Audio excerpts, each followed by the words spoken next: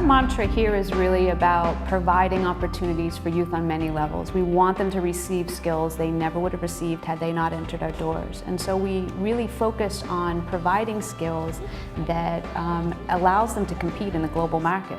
And part of that is finding out what their passions are.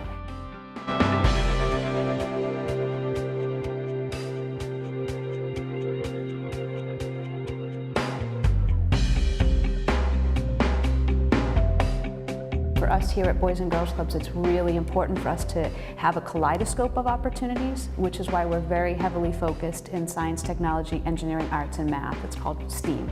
And we have a program called Full Steam Ahead, which again is providing these project-based, interest-based opportunities for youth to experience different things, to find out what their passions are.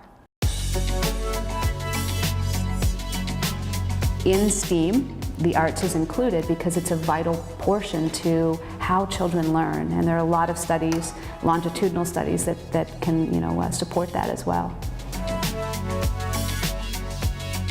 Boys and Girls Club of America has a National Fine Arts program, and it allows youth the opportunity to submit in various categories, and then there is typically an art gallery that's held at the local level. It then goes to a regional level and sometimes goes on to a national level. Last year we did have a national exhibit make it all the way up to Boys and Girls Club of America. Brittany Espinoza, who just does phenomenal work. The Art of the Masters program takes it to a different level.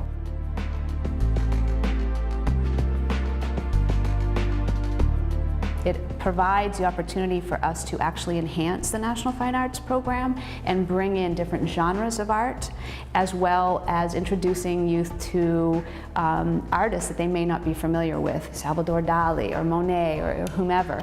And the art specialists immerse the youth in these amazing activities in which they're learning not only about the artist, but about that time period and about the culture, and then they actually culminate in actually doing work that resonates to that particular genre. Like this, it's going to be like a big flower, and then we need like a flower pot to put them in, so the jars are going to be like the flower pots. There are longitudinal studies that you can look to that show that youth that are engaged in an after-school program will stay in school, will not drop out, will not do drugs, will not get pregnant.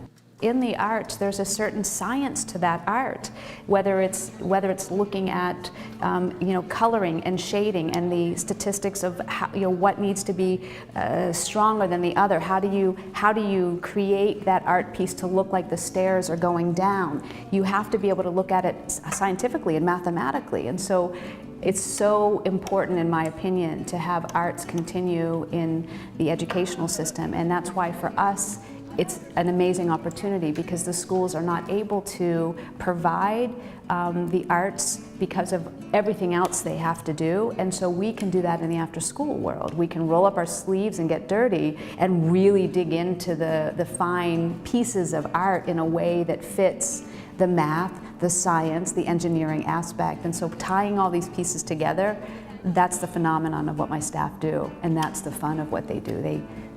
They're like artists themselves. They craft things so the kids are able to really experience on a deeper level, not just coloring within the lines, because we don't want them to color in the lines. We want them to be bold and innovative and go outside those lines and come up with some new ideas, because that's what's going to get this next generation, moving forward.